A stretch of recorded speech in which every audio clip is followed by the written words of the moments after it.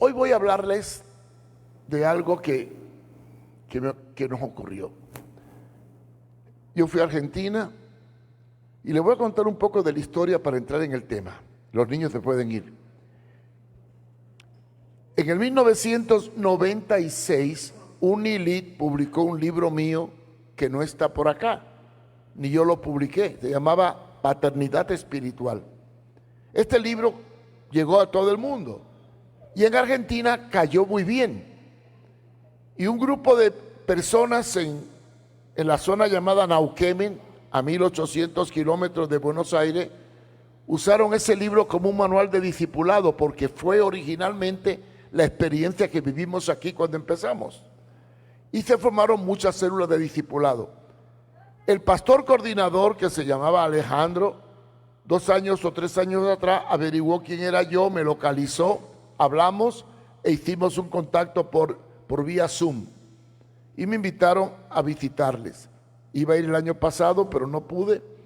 Fui ahora en noviembre y cuando llegué a Neuquén, me encontré la experiencia que viví en Honduras en el año 1974. Grupos de jóvenes en discipulado por las casas, habían como 4 células y se juntaron en 2 lugares y estaban llenísimos. Y estaban impactados por el concepto del libro, que era el concepto de la paternidad espiritual. Y yo me sentí, cuando llegué, me sentí impactado y empecé a buscar ese libro en los archivos que tenía. Y lo saqué y lo comencé a revisar y a reeditar y lo vamos a publicar, va a salir en diciembre. Y en Argentina también lo van a publicar, ya que recogieron una ofrenda que yo dije que no me la mandaran, sino que la dejaran para financiar el libro. El libro se llama Paternidad Espiritual. Y de eso quiero hablar, porque es retomar el origen de algo que tristemente se ha perdido. Se ha perdido. Y quiero comenzar leyendo la base de ese libro, que está en Juan capítulo 3, versículo del 3 al 4. Nicodemo era un maestro de la ley, un rabino, muy docto en el conocimiento de la palabra, que fue de noche para buscar a Jesús y hacerle una pregunta sobre cómo ser salvo. Y Jesús le da una respuesta un poco conflictiva para la mentalidad de un experto en la ley que no entendió lo que decía. Dice Juan 3:3, de cierto, respondió Jesús y le dijo, de cierto te digo, enfatizándolo 2 veces, que el que no naciere de nuevo no puede ver el reino de Dios. El pobre Nicodemo, que conocía el Antiguo Testamento y la palabra, se quedó perdido. Y entonces le hizo una pregunta a Jesús. ¿Cómo puede un hombre nacer siendo viejo? ¿Puede acaso entrar por segunda vez en el vientre de su madre y nacer? No entendió lo que Jesús le decía. La explicación después la da Jesús. Hay 2 nacimientos, el físico y el espiritual. Nicodemo encontró y analizó el físico, pero no entendía el nacimiento espiritual. De manera que hay 2 nacimientos, el biológico y el del espíritu. Jesús está hablando del nacimiento espiritual. De manera que nosotros experimentamos 2 nacimientos. Uno, el biológico, todos nacieron. Pero después tenemos el espiritual, que es por medio de la palabra.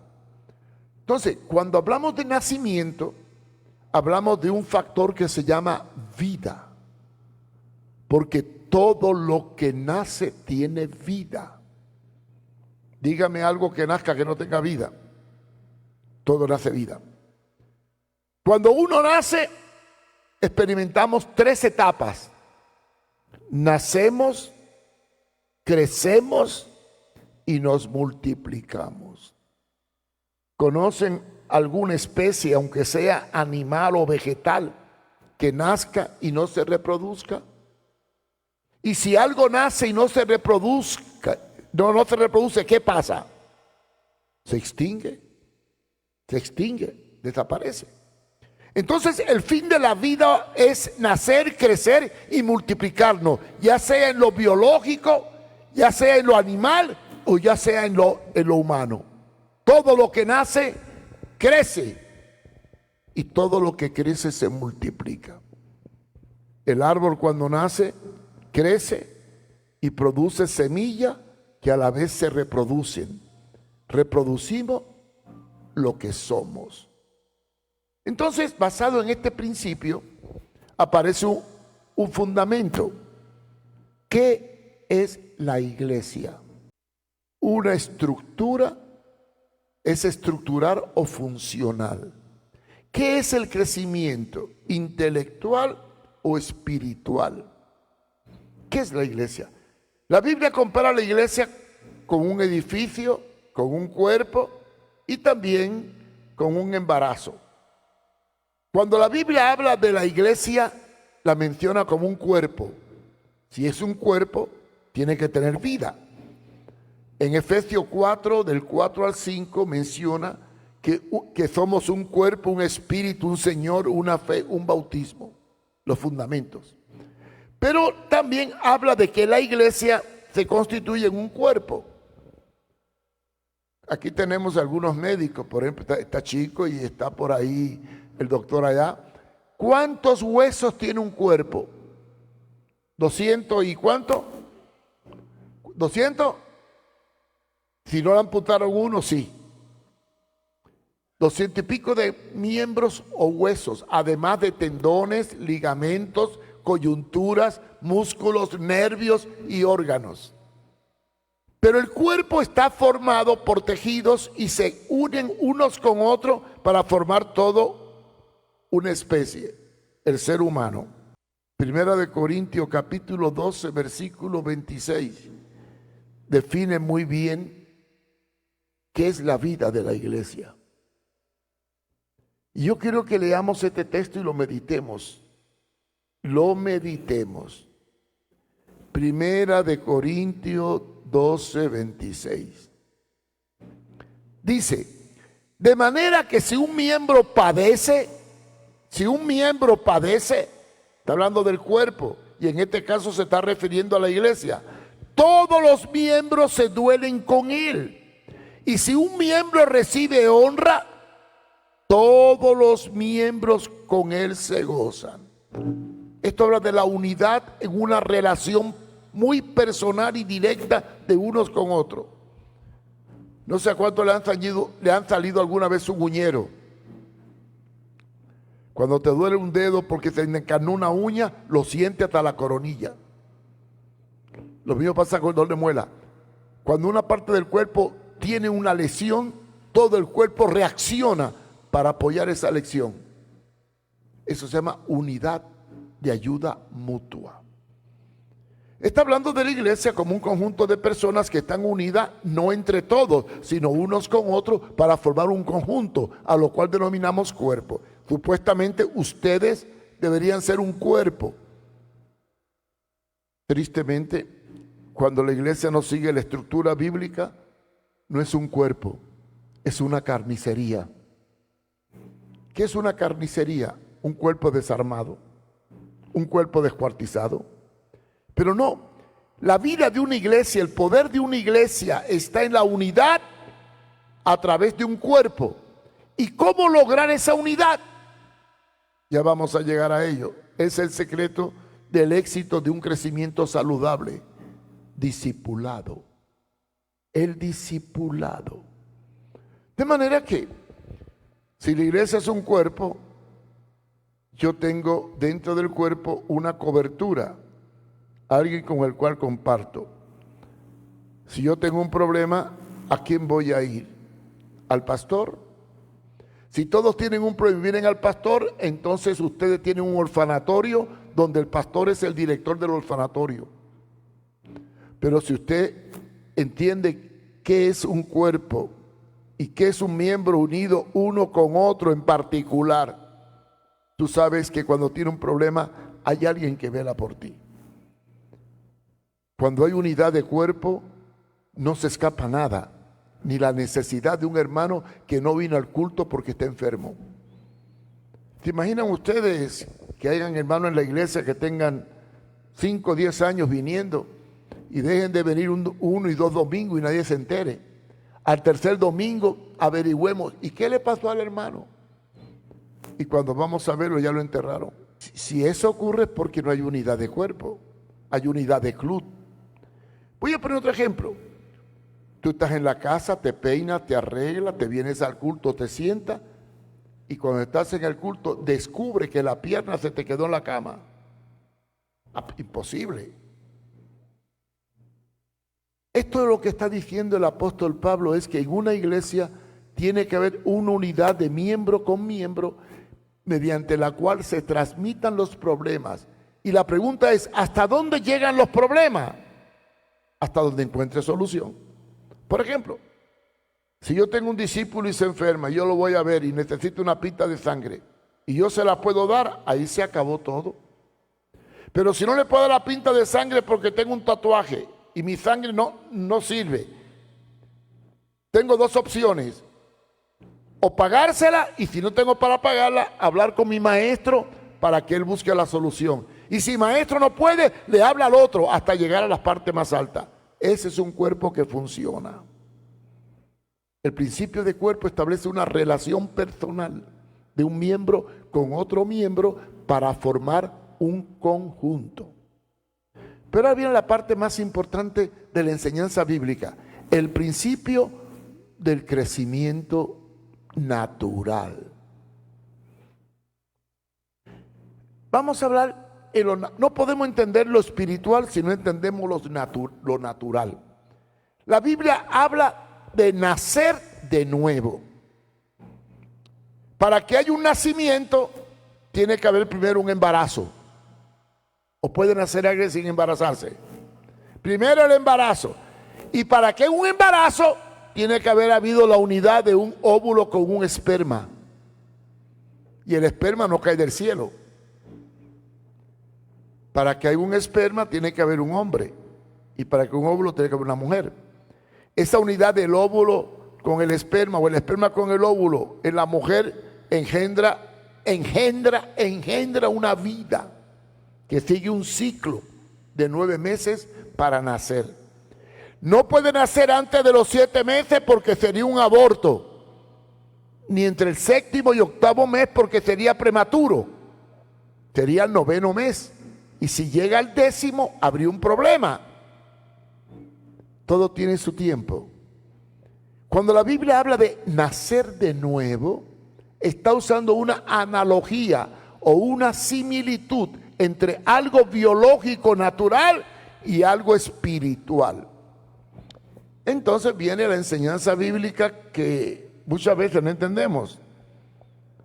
¿Qué se le da a un niño cuando nace? Dígame. ¿Qué se le da? Leche. Cuidadito que le dé arroz. Leche. ¿Y qué leche es la que se le da al niño cuando nace? Ceteco. ¿Quién dijo eso? ¿A ti te criaron con ceteco? Leche de pecho. La leche más sana que hay es la leche de pecho. ¿Por qué? Porque cuando la madre le da leche de pecho, le está transmitiendo incluso inmunidad a algunas enfermedades.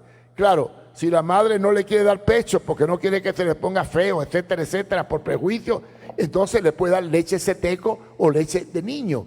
Pero hay que dársela con cuidado, porque si la da muy fuerte, lo enferma, muy floja, lo desnutre.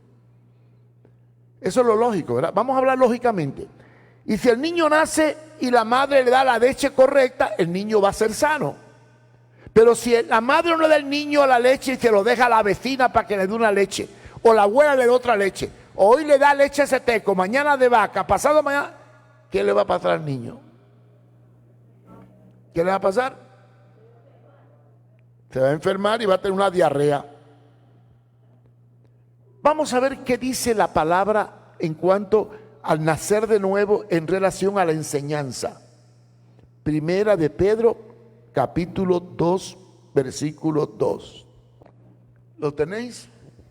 Desead como niños recién nacidos la leche espiritual no adulterada, para que por ella crezcáis en salvación. Desead como niños recién nacidos. Le está hablando a la iglesia. ¿Qué debe desear los recién nacidos? Una leche espiritual. No dice leche natural, leche espiritual. ¿Y cómo tiene que ser esa leche espiritual? No adulterada, para que por ella crezcáis para salvación. Entonces, hablando de leche, hay un alimento que se le da al nuevo convertido que se llama leche espiritual. Vamos a explicar esto detenidamente. Cuando uno nace de nuevo, y nace de nuevo espiritualmente hablando, necesita que se le enseñe, que se le alimente espiritualmente. ¿Con qué se le va a alimentar? Con una leche espiritual no adulterada, o sea, pura. ¿A qué le llama la enseñanza pura? A dar una enseñanza de acuerdo a la necesidad de la persona. No todos necesitan el mismo cuidado. Hablando humanamente, hablando de un niño físico, no hay problema. Pero cuando hablamos de un niño espiritual, ¿de dónde viene? Al nacer de nuevo, ¿de qué mundo viene? ¿Viene de las drogas? ¿Viene del alcohol? ¿Viene de un hogar desintegrado? ¿Viene de un hogar donde tenía un papá o una mamá que lo maltrataron? ¿Cuál es su trasfondo cuando nace de nuevo espiritualmente? Entonces, yo no puedo tener un manual de enseñanza o una leche espiritual igual para todos, porque todos no tienen los mismos problemas. Entonces, cuando una persona se convierte al Señor, necesita uno que lo tome y que le dé una palabra de acuerdo a su necesidad determinada por de dónde viene y el trasfondo que arrastra. Por eso, la palabra no adulterada, quiere decir, no una enseñanza que no cumpla el objetivo de modificar y formar su vida en Cristo Jesús. Entonces, el primer elemento es un padre, un hogar que le dé una enseñanza de acuerdo a su necesidad. Ahora vamos a hablar del embarazo. ¿Qué se necesita para embarazarse? Un esperma con un óvulo. Simbólicamente, el esperma fecunda el óvulo y el óvulo forma a la criatura y hay un proceso de embarazo. Y después vienen los dolores de parto y nace la criatura. ¿Qué es el esperma? La palabra. ¿Qué dice la Biblia? Por el oír viene la fe. ¿Y el oír de qué?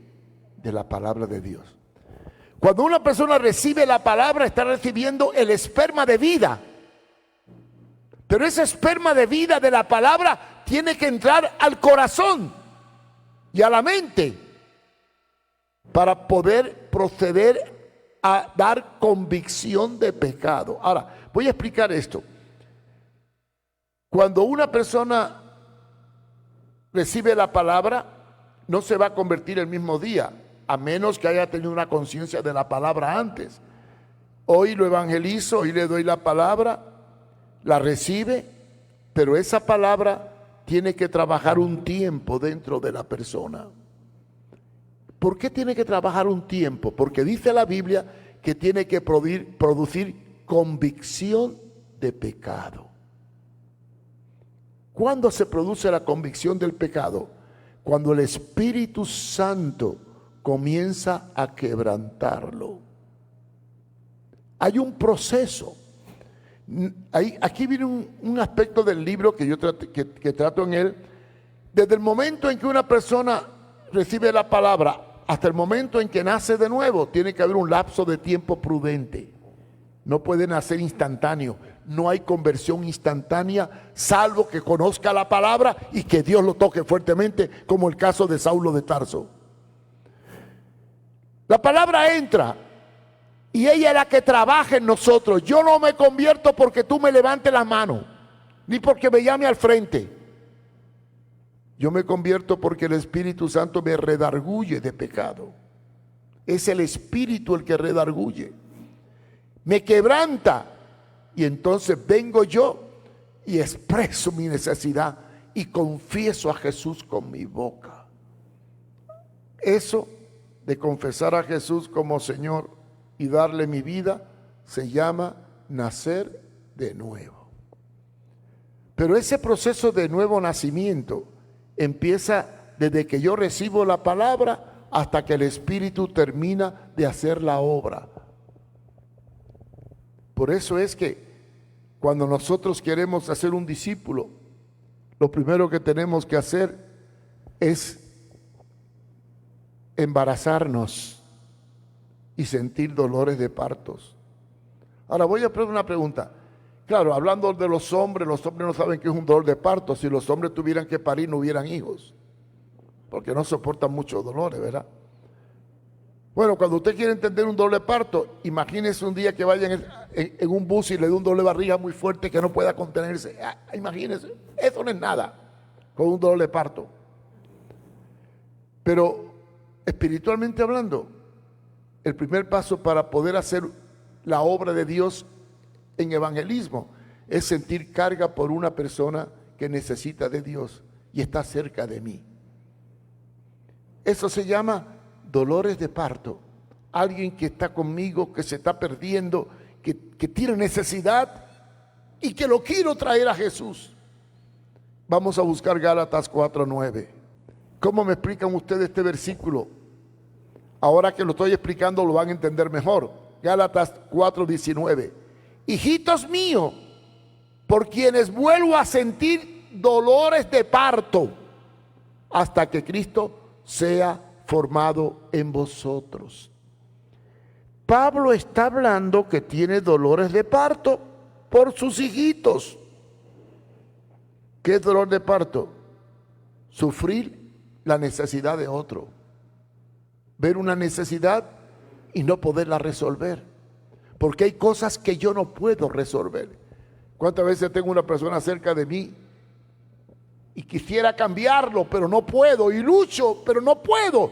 Y sufro porque no puedo. Eso es dolor de parto. Por eso Pablo le dice: hijitos míos, por quienes vuelvo a sufrir, por quienes vuelvo, quiere decir que tuvo dolor de parto antes, cuando se convirtieron, y ahora porque tienen problemas y no pueden salir. Ese término dolores de parto es tristeza, pesar, carga por el que sufre, por el que se pierde, por el que no tiene a Dios. Y después vuelve a repetir lo mismo en Romanos 8, 22, 23. Pero en otro sentido. Romanos 8, 22, 23. Sabemos que por la creación gime a una. Y a una está con dolores de parto hasta ahora, esperando la adopción, la redención de nuestro cuerpo. Habla de los dolores de parto como una necesidad imperiosa de algo que tiene que venir, que tiene que ocurrir y no acaba de ocurrir. Pero después aparece otra palabra en la Biblia que nos habla de la relación de discipulado o del interés por ganar a uno. Y este texto es mucho más claro. Primera de Corintios, capítulo 4, versículo 15. Primera de Corintios. Y este quiero que lo busquen porque es un texto muy importante en cuanto al concepto del discipulado y de la responsabilidad sobre una vida. Primera de Corintios 4:15. Dice: porque aunque tengáis 10,000 ayos, ahí se toparon todo. Porque no sabemos qué es ayo. Nodriza, cuidador, alguien que se encarga de ayudarte, un maestro, un guardián, alguien que suple la necesidad de una madre o de un padre. Aunque tengáis 10,000 nodrizas, 10,000 cuidadores, 10,000 pastores. Aunque tengáis 10,000 personas que te puedan ayudar, no tendréis muchos padres. Pues en Cristo Jesús yo os engendré por medio del Evangelio. O sea, le dio vida, los concibió, los parió por medio del Evangelio. Noten la palabra engendré, concebir, traer al mundo, darle vida. ¿De qué está hablando Pablo? Está reclamando el derecho de corregirlos en base a que él los formó mediante una relación personal que envolvió dolores de parto. Podréis tener otros que te ayuden, otros que te prediquen, otros que llenen una necesidad en un momento determinado, pero yo te engendré, reclama Pablo. Yo tengo la paternidad, la responsabilidad sobre tu vida. Y después encontramos otro pasaje mucho más claro y más profundo para hablar de la paternidad, porque todo lo que nace, crece, y para nacer y crecer hay que tener quien te cuide y quien te críe. Nadie crece si no tiene a nadie que lo cuide. Otro texto, y este es el último, está en Filemón 1:10. Dice: te ruego por mi hijo Onésimo, a quien engendré, en otras palabras, a quien parí en mis prisiones. No está hablando literalmente, porque un hombre no se embaraza para parir hijo. Está hablando espiritualmente, tomando el concepto del nuevo nacimiento. ¿Cuánto ha leído la epístola a Filemón? Levanten la mano. Qué poquitos. Miren, la epístola de Filemón es una carta que Pablo le hizo a un discípulo suyo llamado Filemón, que tenía un esclavo llamado Onésimo. Y este esclavo llamado Onésimo se le escapó a Filemón robándole. Y fue capturado y metido en una bartolina, en una celda, junto con Pablo. Y Pablo, en la celda, le evangelizó. Le habló del Señor y lo parió. Y Onésimo se convirtió. Y ya convertido Onésimo, cuando le iban a dar la libertad, le dijo a Onésimo: mira, te voy a hacer una carta para tu amo, porque tu amo es mi discípulo. Yo también lo engendré a él. Y tú llévale la carta a mi discípulo para que te perdone todo lo que tú le hiciste. Y le hace una carta a su discípulo, a Filemón. Y entonces se va Onésimo y lleva la carta. Y cuando Filemón recibe la carta, se encuentra: ahí te lo mando, ya no como esclavo, sino como hermano. Y en una parte le dice: y si algo te lo debe, cóbramelo a mí, si aún tú te atreves, porque tú también me perteneces. Noten qué tremenda relación de paternidad, de entrega, de servicio. Miren, hermano, esto que estoy hablando, que está en la Biblia, hoy en día ustedes pueden comprobarlo. Les voy a contar una experiencia que tuve en Argentina. Y no la voy a detallar porque se está grabando y no quiero dar nombre. Pero un hermano de la iglesia, hijo de un líder, vino a hablar conmigo para plantearme un problema de índole matrimonial. Y yo le expliqué todo muy bien, Y él se fue con todo lo que yo le dije. Mientras yo le hablaba, lo anotaba, ¿no? La cita, todo lo anotó. Y se fue a su casa. A los 2 días me va donde yo me quedo, con 7 páginas de investigación sobre todo lo que yo le dije. Se fue a la inteligencia artificial, se fue al internet, se fue a la Biblia y comprobó todo lo que yo le dije. Y vino a decirme que estaba en lo correcto y que iba a aceptar el consejo. Yo le di algunas palabras difíciles, por ejemplo, fornicación tiene 2 sentidos, del latín y del griego, y le empecé a explicar cosas. Y él fue e investigó todo. y comprobó. Y vino contento a decirme que iba a aceptar el consejo porque todo lo que le había dicho, tal era como lo había recibido. Hoy en día ustedes tienen la capacidad de verificar las cosas. Por ejemplo, cuando digo engendrar, a lo mejor no lo entiende espiritualmente, pero hay forma de averiguar cosas fácil. Hay una aplicación que se llama GPT, que hay que tener cuidado cómo la usamos. Hay que tener cuidado, pero es muy buena.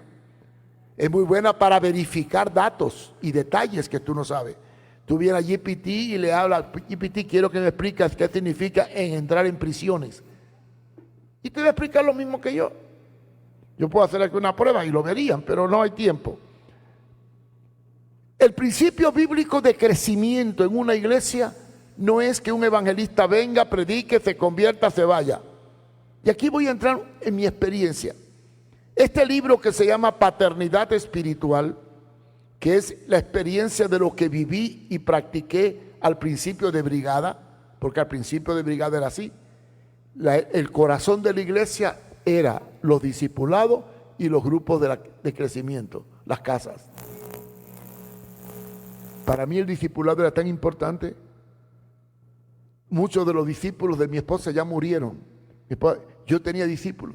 Todo empezó así. Era un fervor de discipulado tremendo. Yo recibí esa luz en el año 1970. Para mí, en toda mi vida ministerial, desde el 41 que nací hasta hoy, hubo un año que fue muy especial, 1970. ¿Qué ocurrió en el 1970? Uno, encontré a mi esposa en Chile. Dos, fui a Argentina. Me quedé con un pastor llamado Juan Carlos Ortiz, que ya partió con el Señor. Me quedé en su casa.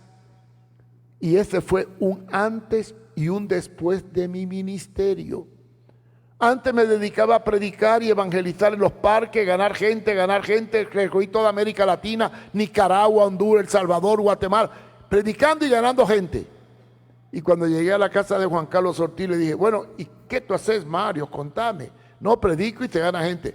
¿Y qué hace cuando se convierte? No, los dejo. Y me dijo esto, qué tremendo. Estás pariendo y dejando hijos por todas partes y no los cría. Yo me quedé. No, pero es que otro los... Sí, pero ¿quién los parió? ¿Tú o el otro? El que para es responsable de criar al que cría. Y empezó por ahí a darme duro. Bueno, me dio tan duro que cuando salí de ahí ya no pensaba igual.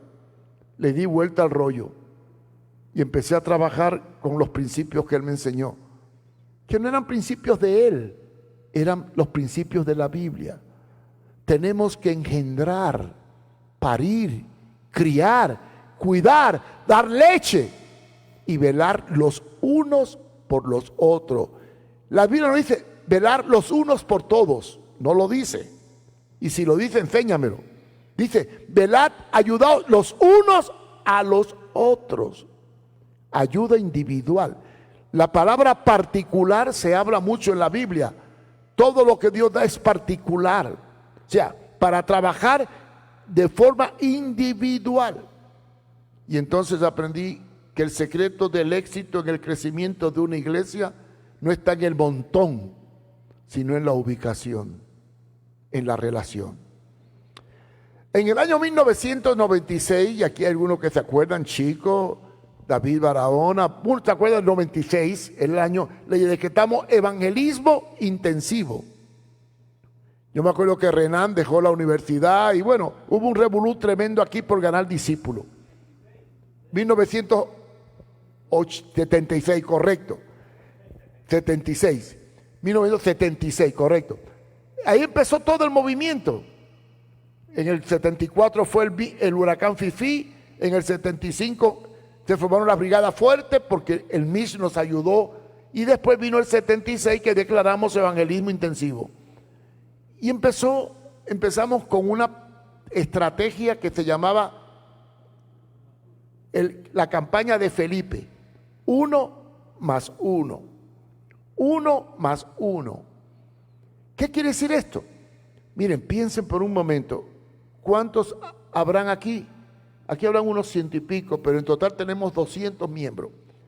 Si entre 200 miembros cada uno pare uno, nada más que uno, y lo cuida, nos multiplicamos en un año, sin esfuerzo, sin gastar dinero, sin hacer campaña, simplemente siendo fértil. Entonces declaramos, hermanos, el que no se multiplique lo declaro estéril. ¿Y quién quería ser estéril espiritual? ¿Alguien quiere ser estéril espiritual? Levante la mano. Yo creo que no, porque todo el que nace tiene que multiplicarse. Entonces prediqué y enseñamos por el texto que está en el libro de Juan capítulo 1 versículo 42 en adelante. En ese capítulo, vamos al 43, dice: al día siguiente quiso Jesús ir a Galilea y halló a Felipe, y le dijo: sígueme. Y punto. Obedeció, le siguió. Felipe encontró a Jesús. Pero lo más lindo de todo es lo que vino después. Y Felipe era de Betsaida, la ciudad de Andrés y Pedro. Y Felipe halló a Natanael. ¿Quién era Natanael? Un amigo. Se encontró a Natanael en el camino. Y cuando vio a Natanael le empezó a decir: hemos hallado a aquel de quien escribió Moisés, a uno de los profetas. Y empezó a hablar de Jesús. Y ahí fue que metió la pata Felipe. Hijo de José, de Nazaret. Uy, ahí. Natanael parece que era un hombre muy culto. Nazaret es un pueblito de campo, un lugar del interior. Está cerca del lago de Galilea, o sea, por allá, botadito, lejito. Y claro, era una ciudad de carpinteros y de albañiles. No salían rabinos ni gente sabia. Y entonces viene Natanael y le dice: ¿y puede salir algo bueno de Nazaret? Se la puso en China al pobre Felipe. Pero Felipe, mirando, le dijo: no trató de convencerlo, no luchó con él, solamente le dijo dos palabritas: ven y ve. Ven y ve. Y lo llevó a Jesús. Ya el resto de la historia lo saben ustedes. Cuando venía caminando y Jesús lo ve, alabó a Natanael. Y cuando lo alabó, Natanael quedó asustado. ¿De dónde me conoce este hombre? Si nunca lo he visto. Entonces Jesús le dice algo que le impacta: cuando estaba debajo de la higuera te vi. ¿Qué estaría haciendo debajo de la higuera? Estaba seguro que nadie lo había visto, porque a partir de ahí creyó. En conclusión, todo nuevo nacimiento tiene que seguir un proceso. Este proceso envuelve factor de relación con un maestro que lo tiene que tomar para darle una leche o una palabra de acuerdo a su necesidad, dependiendo del marco del cual viene. No es lo mismo formar a uno que viene de un hogar estable, que formar a uno que viene de las drogas, que formar a uno que viene de la calle, que formar a uno que fue maltratado, que formar a uno que es alcohólico. No es lo mismo. Todo el que viene a Cristo trae una huella, una carga, no solamente de pecado. Todos traemos pecado, pero junto con el pecado vienen traumas, heridas. Y ahí es donde viene el papel de la madre y del padre espiritual, que lo va a tomar como un ser que necesita ser tratado con una leche de acuerdo a su necesidad, no adulterada, porque la enseñanza que le doy a uno no necesariamente tiene que ser igual que la que le doy a otro, porque cada uno viene con problemas diferentes, con necesidades diferentes, con inquietudes diferentes. Han venido algunos a mí que son ateos, y otros creen en otras cosas, y otros creen en Dios. Pero no puedo tratar a un ateo igual que trato a un creyente que se ha pervertido. No. Es ahí donde tenemos ya la sabiduría y el conocimiento para dar una leche espiritual no adulterada de acuerdo a la necesidad de cada convertido. Y por eso, hermano, la clave para que una iglesia sea sana es el discipulado, el trabajo individual de tú a tú. Este fue el origen de Brigada. Creo que, y no peco por decirlo, pero en Honduras fue la primera iglesia que implantó el discipulado como norma de crecimiento. Ya después aparecieron otros, incluso han aparecido cursillos de discipulado.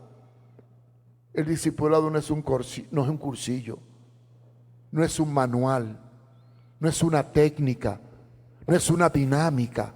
El discipulado es una relación, es una entrega, es un embarazo, es un sufrir, es un parir, es un darte para que otros reciban la vida que da Cristo. Yo sé que ha pasado muchas cosas y ahorita somos una iglesia que ha perdido la visión del discipulado. Tenemos mucha actividad que han quitado del centro el discipulado como columna vertebral. Por eso hay tantos cristianos inestables, inseguros, frustrados y hasta fracasados. Porque han recibido vida, pero no han sabido transmitir la vida.